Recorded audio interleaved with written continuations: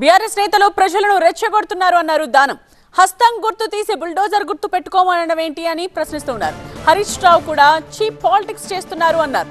ప్రజలను తప్పుదోవ పట్టించడం సరికాదు అంటున్నారు దానం.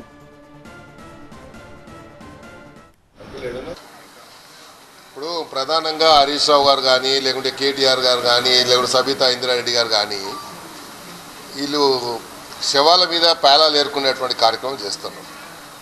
నేను ఎందుకు ఈ మాట అంటా ఉన్నానంటే ప్రభుత్వము ప్రజల పక్షాన ఉంది అని చెప్పడానికి ముఖ్యమంత్రి గారు ఎన్నో సందర్భాల్లో చెప్పారు.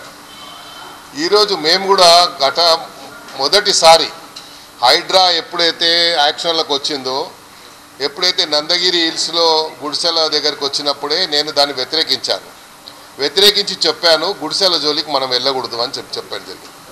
ఇప్పుడు కూడా నేనేం చెప్తున్నానంటే వీళ్ళు గతంలో ఒక స్టేట్మెంట్ ఇచ్చారు, అది నేను తర్వాత మీకు ప్లే చేసి చూపిస్తాను. వీళ్ళు ప్రధానంగా ఈరోజు హరీష్ రావు ఏమంటుండ్రు, ఈటెల రాజేందర్ ఏమంటుండ్రు,